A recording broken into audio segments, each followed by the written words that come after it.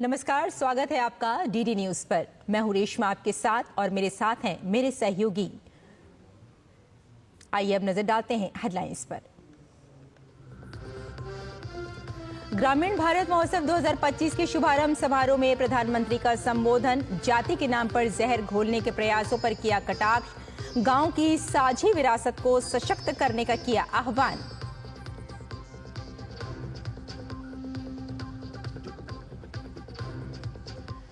दिल्ली चुनाव के लिए भाजपा की पहली सूची में 29 उम्मीदवारों के नाम। नई दिल्ली में केजरीवाल के खिलाफ ताल ठोकेंगे प्रवेश वर्मा। रमेश बिधूड़ी, कैलाश गहलोत और अरविंदर सिंह लवली को भी टिकट।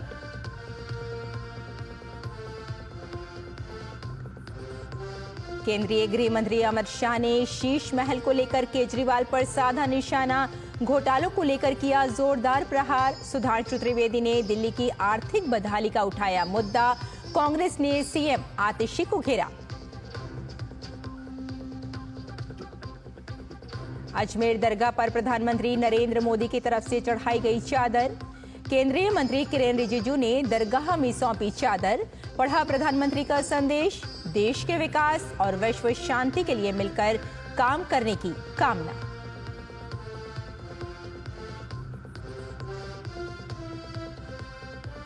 सिडनी टेस्ट के दूसरे दिन का खेल खत्म होने तक भारत ने दूसरी पारी में 6 विकेट के नुकसान पर बनाए 141 रन।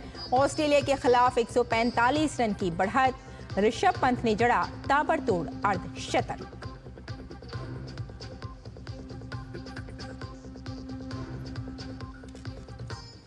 और अब समाचार विस्तार से। प्रधानमंत्री ने ग्रामीण भारत महोत्सव में शिरकत की।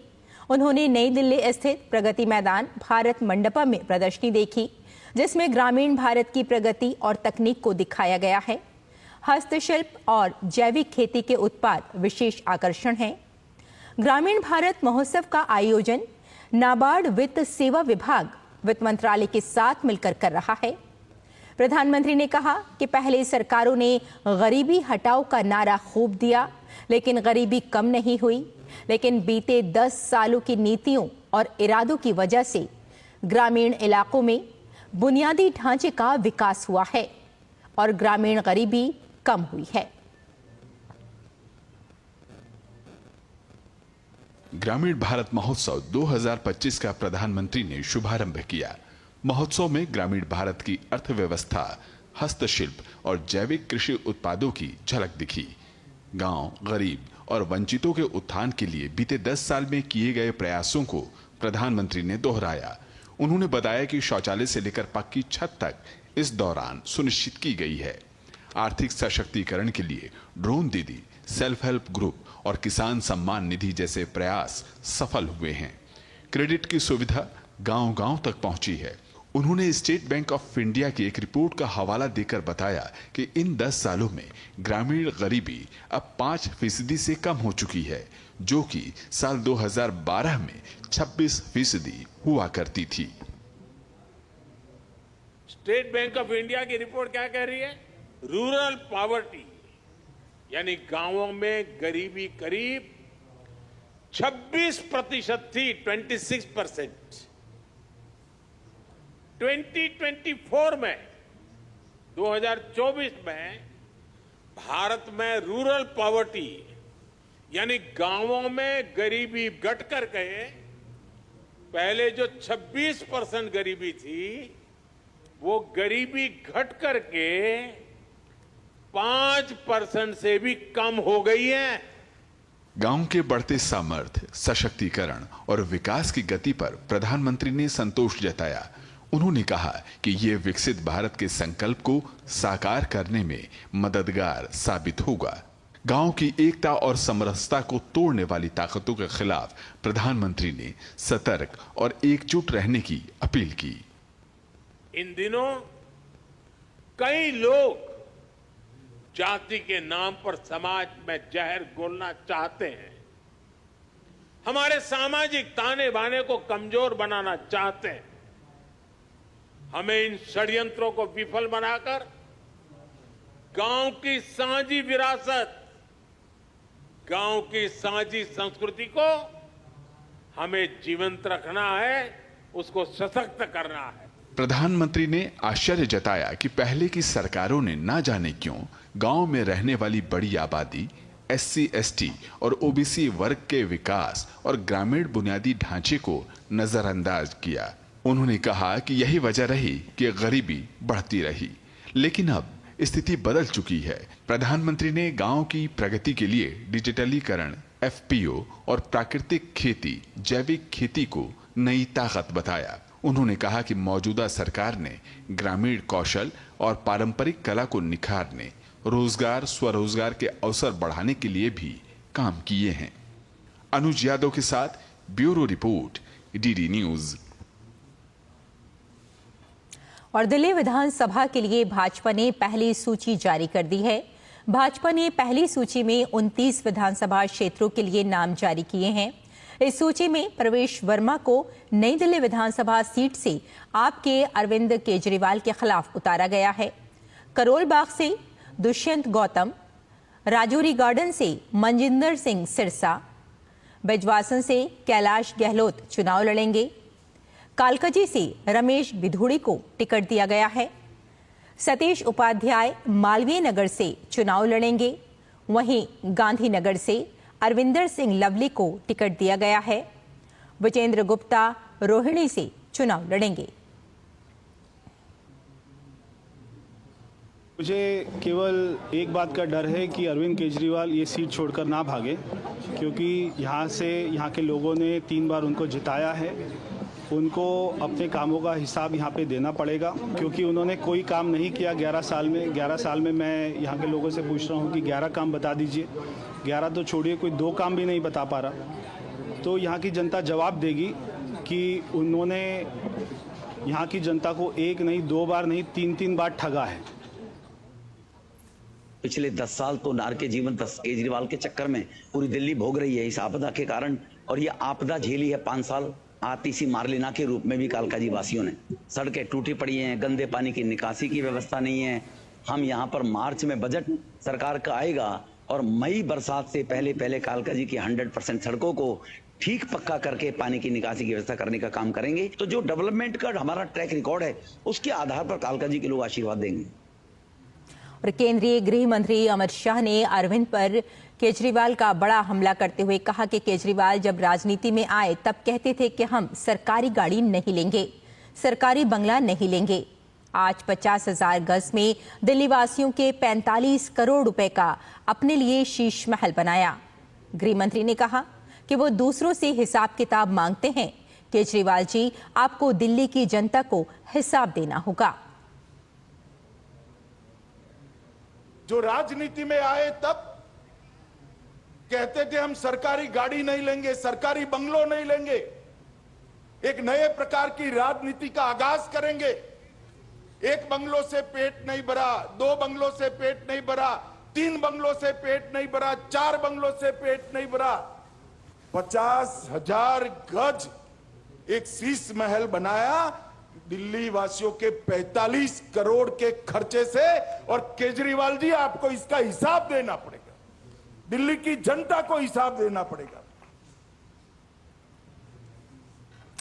तो भाजपा नेता सुधांशु त्रिवेदी ने दिल्ली की सत्ता पर बैठी आम आदमी पार्टी पर हमला बोला। उन्होंने कहा कि जब आम आदमी पार्टी को ये सत्ता मिली थी तब दिल्ली मुनाफे वाला बजट हुआ करता था, लेकिन 2024-25 पहला साल होने जा रहा है जब दिल्ली घाटे की तरफ बढ़ रही है। सुधांशु त्रिवेदी ने आप सरकार पर दिल्ली के खजाने को लूटने का भी आरोप लगाया। भारत में सबसे बेहतर आर्थिक स्थिति वाले राज्यों में दिल्ली माना जाता है, जहां के लोगों की आय भी बेहतर होती है, अधिकांश सुविधाओं का वहन केंद्र सरकार करती है। और जब आम आदमी पार्टी सरकार को यह सत्ता मिली तो दिल्ली प्रॉफिट का बजट हुआ करता था। यह वर्ष 2024-25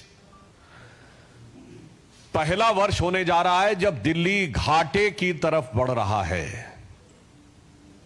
और वह घाटा कितनी बड़ी चुनौती लेके आया है इसका प्रमाण यह है कि 2024-25 के यानी वर्तमान फाइनेंशियल ईयर के लिए दिल्ली सरकार ने national small saving fund NSSF से 10,000 करोड़ रुपए का ऋण लेने के लिए पत्रावली मूव की है।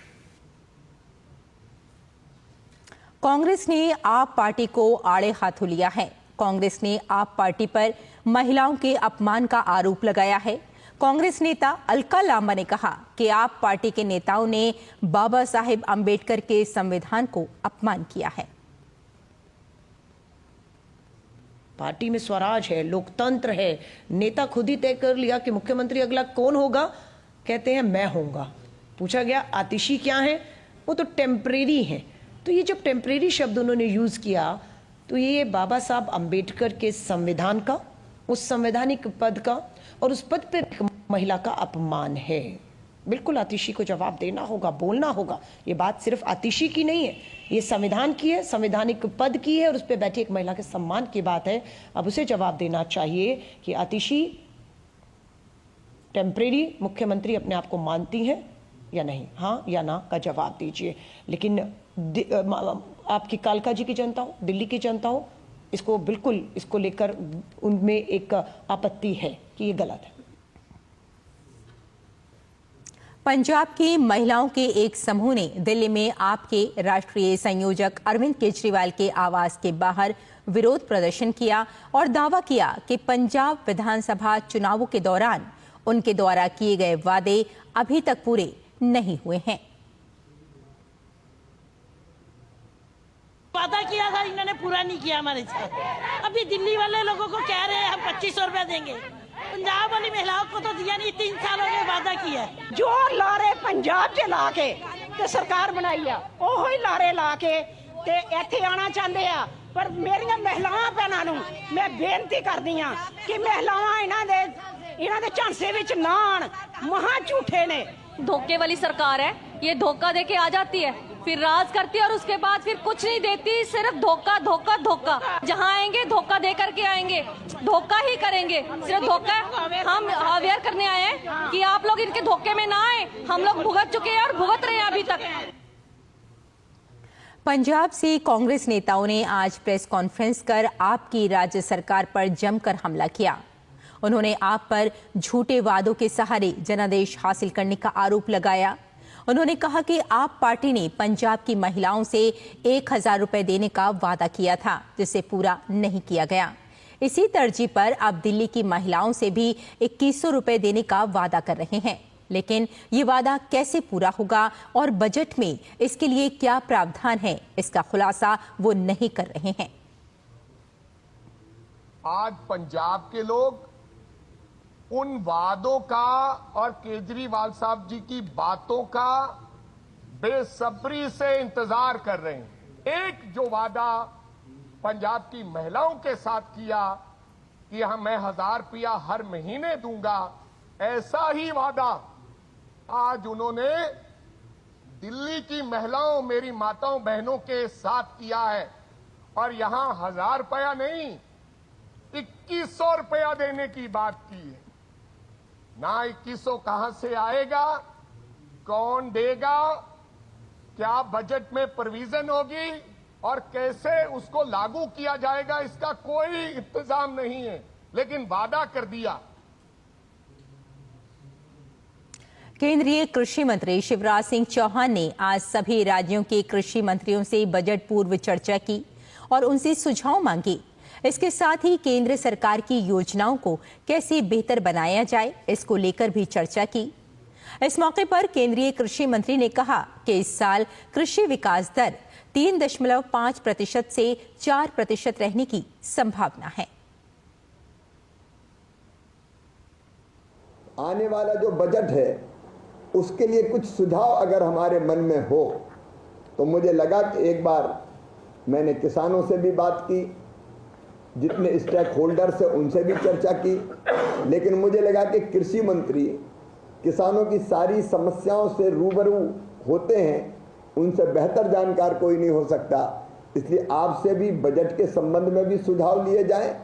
और दूसरी चीज, अभी जो योजनाएं चल रही हैं उन योजनाओं के अंतर्गत अगर आपको लगता कोई सुधार और संशोधन की आवश्यकता है तो आपके सुझाव जरूर दीजिएगा। और उत्तरी कश्मीर के बांदीपोरा से एक दर्दनाक हादसे में सेना का एक वाहन खाई में जाकर गिर गया। बताया जा रहा है कि बांदीपोरा जिले में वूलर व्यू पॉइंट के पास सेना का एक वाहन खराब मौसम और कम दृश्यता के कारण फिसलकर गहरी खाई में गिर गया। इस हादसे में 3 जवानों की मृत्यु हो गई। इस बीच स्थानीय लोगों ने घटनास्थल से बाकी के जवानों को बाहर निकाला।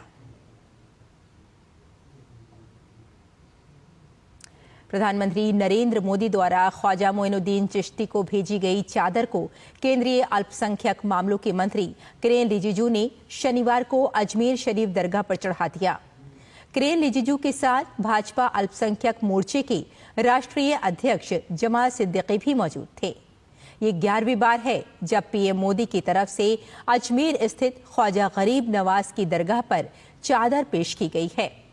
इस दौरान किरेन रिजिजू ने दरगाह में चादर पेश की और देश के लिए दुआ मांगी।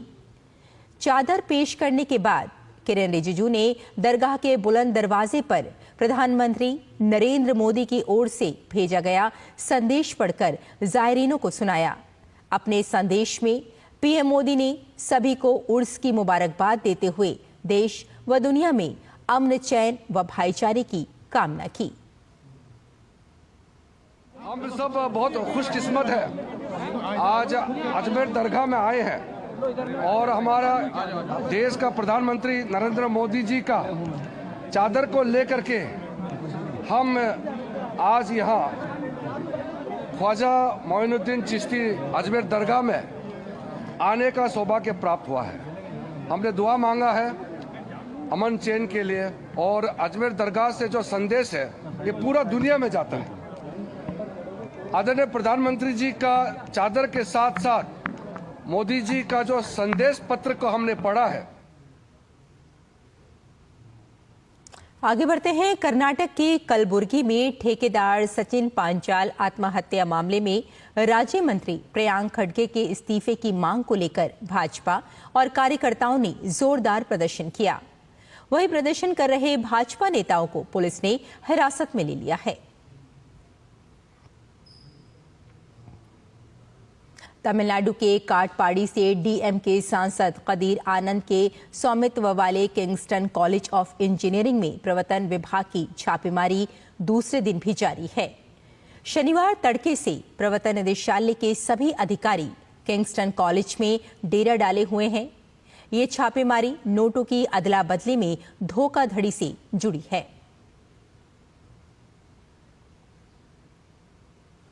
प्रधानमंत्री नरेंद्र मोदी ने अहमदाबाद अंतर्राष्ट्रीय फ्लावर शो की मनमोहक तस्वीरें अपने एक्स हैंडल में साझा की हैं। प्रधानमंत्री ने लिखा कि उन्हें इस फ्लावर शो से खास लगाव है क्योंकि जब वे गुजरात के मुख्यमंत्री थे तभी से उन्होंने इसे बढ़ते हुए देखा है। उन्होंने लिखा है कि ऐसे शो पर्यावरण की सुंदरता को दर्शाते हैं और लोगों को जागरूक करते हैं। वहीं उन्होंने बताया कि ऐसे शो स्थानीय किसानों, मालियों और पर्यावरणविदों को अपनी रचनात्मकता दिखने का अवसर प्रदान करते हैं।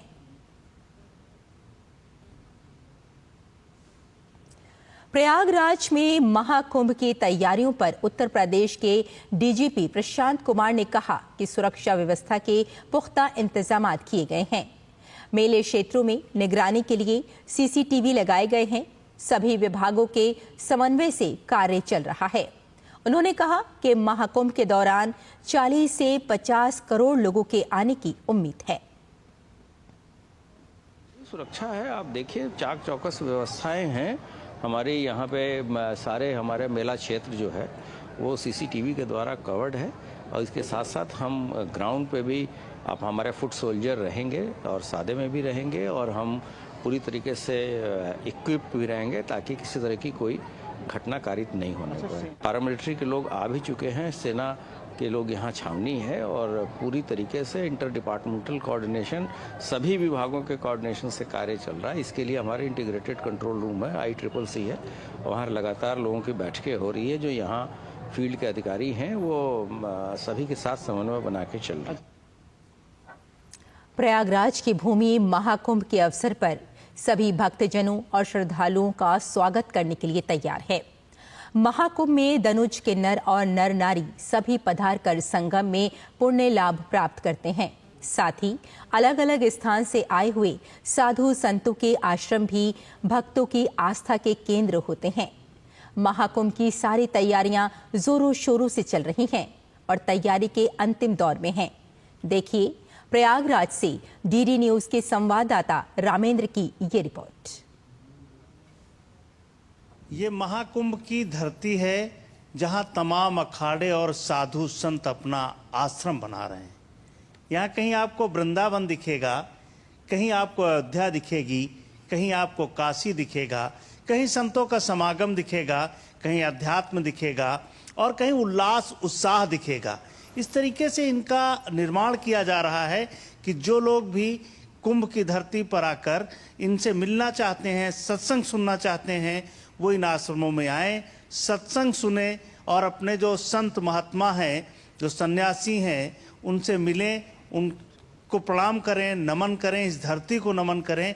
इस तरीके से इसकी रचना की जा रही है कि किसी को कोई असुविधा ना हो और जो साधु संत आ रहे हैं उनको भी प्रॉपर जगह मिले और वो अपने अनुयायियों के साथ बैठ सकें। तो जब यहाँ आप आएंगे तो आपको तमाम चीज़ें मिलेंगी। यहाँ राम भी मिलेंगे, यहाँ कृष्ण भी मिलेंगे, यहाँ शिव भी मिलेंगे, यहाँ माँ पार्वती भी मिलेंगी और यहाँ राधा का चरित्र भी आपको दिखाई पड़ेगा। तो इस तरीके के अलौकिक महाकुंभ होने जा रहा है। आप लोग अवश्य आइए और इस महाकुंभ के सहभागी बनिए। कैमरामैन विवेक कश्यप के साथ रामेंद्र सिंह, डीडी न्यूज, प्रयागराज। प्रयागराज की धरती पर संगम तट महाकुंभ के अवसर पर देश दुनिया के साधु संत, महात्मा, ऋषिगण और सनातन धर्मावलंबी पधार रहे हैं। संत महात्मा प्रयाग की धरती पर पहुंचकर भक्ति में लीन दिख रहे हैं। महाकुंभ को लेकर संत महात्मा का कहना है कि महाकुंभ की धरती आने मात्र से ही मनुष्य को सभी जन्मों का पुण्य प्राप्त हो जाएगा। इस महाकुंभ में सभी सनातन धर्मावलंबी आना चाह रहे हैं, संगम स्नान करना चाह रहे हैं। जितने भी इस श्रेणी में आते हैं सभी लोग यहाँ पर आएंगे, सादर मज्जन करेंगे, स्नान करेंगे और संतों का दर्शन करेंगे। जो लोग, मुझे लगता है कि इस बार जो भी लोग महाकुंभ मेला में प्रवेश कर जाएंगे तो समझ लेना धर्म, अर्थ, काम, मोक्ष, चतुर्थ पुरुषार्थ जो होता है अपने सनातन धर्म में, उनको प्राप्त हो जाएगा। तीर्थराज प्रयागराज में धर्म कर्म करने से तुरंत ही फल मिलता है। हमारे ऋषियों की परंपरा है, पहले से राम जी की परंपरा है, ये संतों की, ऋषियों की। प्रयागराज में सब ऋषि मुनि सब विराजमान होते थे और यहाँ स्नान किया करते थे, साधु संतों के खाल से लगते थे। हम लोग वैसे तो पूरे भारत में से जगह जगह से संत लोग आए हैं, हिमाचल से आए हैं, बद्रीनाथ से आए हैं, केदारनाथ से आए हैं, गौमुख से आए हैं और हम लोग वृंदावन से आए हैं।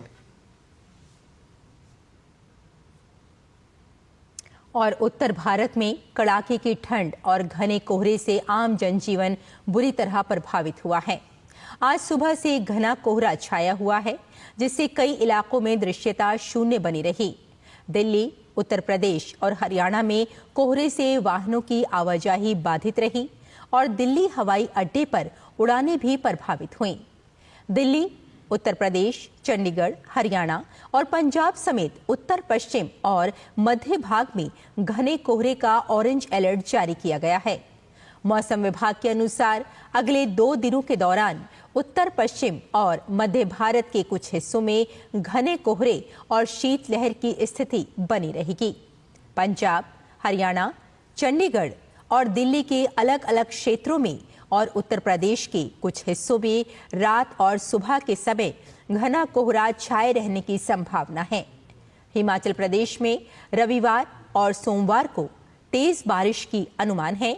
वहीं पंजाब, हरियाणा, चंडीगढ़ और उत्तराखंड में भी कल गरज के साथ मध्यम बारिश हो सकती है।